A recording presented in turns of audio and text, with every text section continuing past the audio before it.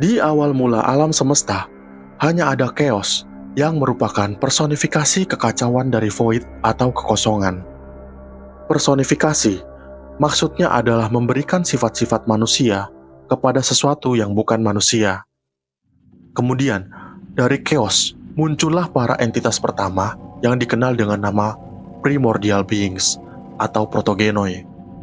Para primordial beings ini bernama Gaia, personifikasi dari bumi; Eros, personifikasi dari cinta; Nyx, personifikasi dari malam; Erebus, personifikasi dari kegelapan; Hemera, personifikasi dari siang; dan Uranus, personifikasi dari langit. Nyx dan Erebus, yang merupakan sama-sama personifikasi dari kegelapan, bersatu dan melahirkan Hemera yang merupakan personifikasi dari siang. Gaia dan Eros disatukan oleh Nyx dan Hemera yang mengakhiri Erebus dengan adanya siklus abadi kemunculan dari fajar dan senja di dalam pergantian siang dan malam. Itulah mengapa alasannya langit fajar atau senja terlihat sangat romantis. Namun Erebus tidak benar-benar hilang. Ia tetap ada di dalam kegelapan malam atau di dalam gua. Setelah itu, muncullah Tartarus atau dunia bawah. Tempat ini nantinya akan menjadi tempat penyiksaan dan penjara abadi bagi para Titan dan makhluk jahat lainnya. Gaia dan Uranus bersatu dan melahirkan 12 orang anak yang dikenal sebagai para Titan. 6 anak laki-laki yang bernama Oceanus, Koius, Crius, Hyperion, Lapteus, dan Cronus. Sedangkan 6 anak perempuan yang bernama Rhea, Theia, Mnemosyne, Tethys, Phoebe, dan Themis. Uranus, yang takut akan kekuatan anak-anaknya para Titan, memenjarakan mereka di Tartarus, jurang bawah tanah yang gelap. Untuk dapat keluar, para Titan meminta bantuan dari ibunya, Gaia. Gaia yang murka atas perlakuan Uranus terhadap anak-anak mereka, membuat sabit yang tak bisa dihancurkan dan memberikannya kepada putra bungsu dan terkuat mereka, yaitu Cronus. Cronus kemudian dengan sabar menunggu, hingga ayahnya Uranus berbaring di atas peraduannya. Dan dengan sigap, dia memotong alat kelamin ayahnya dengan menggunakan sabit yang kemudian terjatuh ke laut. Dari buih jatuhnya alat kelamin Uranus tersebut, muncullah Aphrodite, dewi cinta dan kecantikan, dan menjadi yang pertama dari generasi dewa atau dewi yang baru. Setelah Cronus berhasil mengalahkan Uranus dengan menggunakan sabitnya, kemudian dia naik tahta dan menjadi penguasa dunia. Namun, kekuasaannya ini tidak berlangsung lama. Cronus memiliki 3 anak laki-laki dan 3 anak perempuan dengan saudarinya yang bernama Rhea. 3 anak laki-lakinya bernama Hades, dewa kematian, dunia bawah tanah dan kekayaan; Poseidon, dewa laut, gempa bumi dan kuda; Zeus, dewa langit, petir dan raja para dewa; dan 3 anak perempuannya yang bernama Hestia, dewi perapian, rumah tangga dan keluarga; Demeter, dewi panen, kesuburan dan pertanian; Hera, dewi pernikahan, wanita dan persalinan. Namun Cronus sama kejinya seperti sang ayah Uranus. Ia mengetahui ramalan bahwa salah satu dari anaknya akan menggulingkan tahtanya. Ia menelan semua anaknya begitu mereka lahir. Hanya ada 1 anak yang berhasil selamat dari kegilaan Cronus, yaitu Zeus. Zeus diselamatkan oleh ibunya, Rhea. Rhea tidak ingin kehilangan satu-satunya dari anaknya yang tersisa. Dia membungkus batu yang seolah-olah seperti anaknya yang terakhir, memberikannya kepada Uranus dan langsung ditelan tanpa curiga sedikit pun. Padahal, Rhea telah menyembunyikan Zeus di Gunung Ida di Pulau Kreta. Zeus diasuh dan dibesarkan oleh neneknya, Gaia, dan juga oleh seorang nimfa laut yang bernama Metis. Setelah Zeus tumbuh dewasa dan kuat, berangkatlah ia menuju Gunung Olympus untuk menemui Cronus. Zeus dibekali ramuan khusus yang dibuat oleh Metis. Hingga akhirnya, Zeus berhasil membuat Cronus meminum ramuan tersebut. Cronus pun memuntahkan kembali anak-anaknya atau saudara-saudara dari Zeus yang sebelumnya telah ditelan. Zeus pun menyatakan perang. Dia menggulingkan tahta ayahnya dengan dibantu oleh para saudaranya yang sudah bebas. Perang dahsyat itu berlangsung selama 10 tahun lamanya dan dinamakan dengan Titanomachy. Zeus memiliki sekutu yang memainkan peran penting dalam perang ini, sehingga menguntungkan posisinya. Bernama Hekatoncheires, para raksasa yang memiliki 100 tangan dan sangat kuat. Dan juga bantuan dari Cyclops, raksasa bermata satu, yang membuat kilat atau petir untuk Zeus, trident untuk Poseidon, dan Helmet of Invincibility untuk Hades. Dengan dikalahkannya para Titan, Zeus kemudian melemparkan mereka ke dalam Tartarus untuk disiksa dan dipenjara selamanya.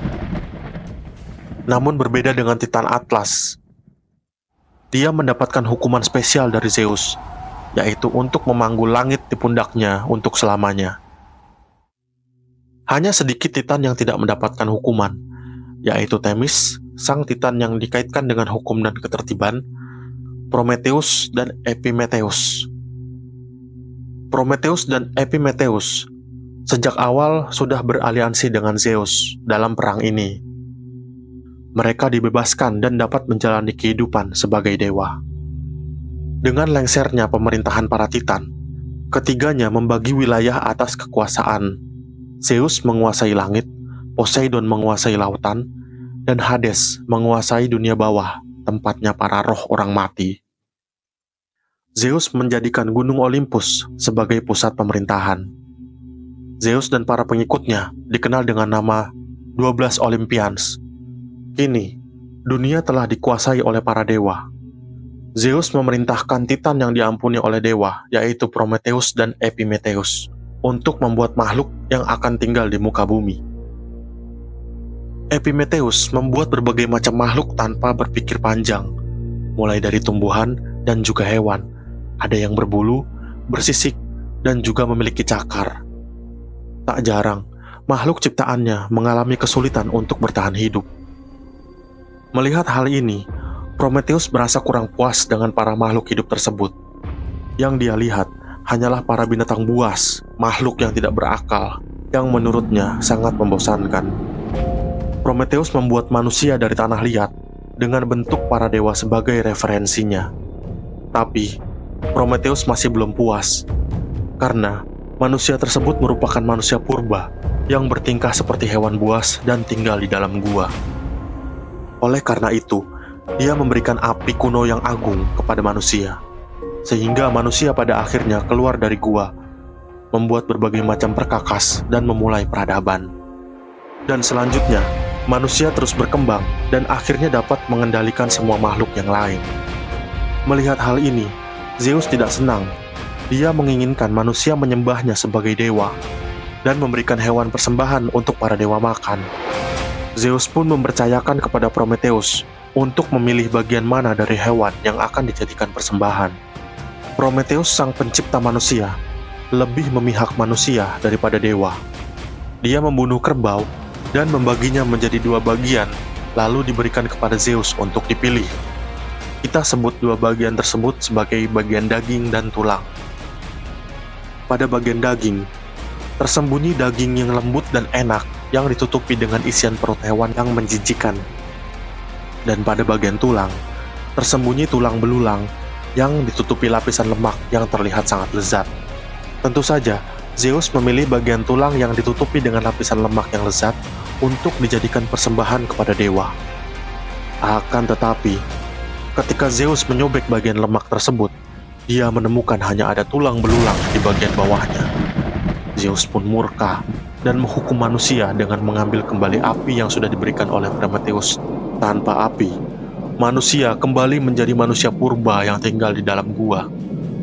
Prometheus ingin menyelamatkan manusia. Kemudian dia mendaki gunung Olympus dan mencuri api dari dewa. Dengan menggunakan obor agung di tangannya, dia kembali ke bumi dan memberikan api tersebut kepada manusia, dan akhirnya manusia dapat berkembang sekali lagi. Melihat hal ini, kemarahan Zeus tak dapat terbendung lagi. Kemudian dia merantai Prometheus di sisi gunung Olympus dan memberikan siksaan untuknya. Zeus mengirimkan kawanan burung untuk mengoyak dan memangsa organ hati dari Prometheus.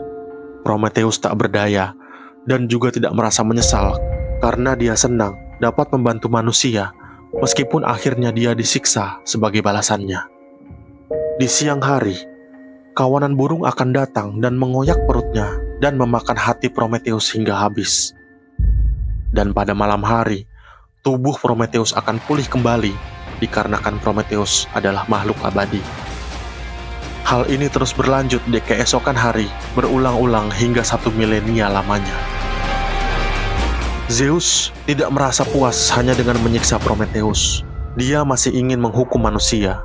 Dia pun mendatangi Hephaestus, the craftsman, dan memintanya untuk membuat makhluk yang dapat menyengsarakan umat manusia. Hephaestus menyanggupinya, dan pergilah dia mengambil tanah liat dari bumi. Kemudian, dia mulai membuat manusia pertama yang berjenis kelamin wanita. Makhluk ini mendapatkan berbagai karunia dari para dewa. Dari Aphrodite, dewi kecantikan, dia mendapatkan paras yang sangat cantik. Dari Zeus, dia mendapatkan sifat keingintahuan yang tinggi. Dan dari Hermes, dewa pembawa pesan, dia menjadi pandai berbicara. Dan juga Hermes memberikan dia nama. Namanya adalah Pandora. Pandora, yang berarti semua karunia, karena dia telah mendapatkan karunia dari semua dewa. Pandora mendapatkan pemberian yang terakhir dari para dewa, yaitu sebuah kotak yang terkunci, yang dikatakan berisi hadiah sangat spesial, dan Pandora dilarang untuk membukanya. Singkat cerita, Zeus memerintahkan Hermes untuk mengantarkan Pandora ke bumi untuk diserahkan kepada Epimetheus. Yang tidak berselang lama, akhirnya Pandora telah menikah dengan Epimetheus, saudara kandung dari Prometheus. Prometheus pernah berpesan kepada saudaranya tersebut untuk tidak menerima apapun pemberian dari para dewa. Namun, dia begitu terkesima oleh kecantikan Pandora, dan pada akhirnya langsung menerimanya tanpa pikir panjang. Pada awalnya, Pandora dan Epimetheus hidup sangat bahagia. Mereka dikaruniai seorang anak perempuan bernama Pyrrha. Dikarenakan karunia, atau mungkin lebih tepatnya kutukan, yang diberikan oleh Zeus kepada Pandora, Pandora memiliki rasa penasaran yang sangat tinggi. Pikirannya selalu dihantui oleh rasa penasaran akan isi dari kotak yang diberikan oleh para dewa. Hari-hari silih berganti, Pandora semakin menderita karena rasa penasaran tersebut. Dan pada akhirnya, dia tidak dapat menahan lagi, lalu membuka kotak yang terkunci tersebut. Baru saja dia membukanya, langsung keluar awan tebal yang memenuhi udara. Dari dalamnya, keluarlah berbagai hal buruk yang sebelumnya dikurung oleh Prometheus untuk melindungi umat manusia. Mulai dari keserakahan dan iri dengki, juga penuaan dan sumber penyakit. Semuanya terlepas bebas ke muka bumi. Pandora yang kaget bergegas menutup kembali kotak tersebut dan menyisakan satu hal lagi di dalamnya yang belum sempat keluar, yaitu hope atau harapan.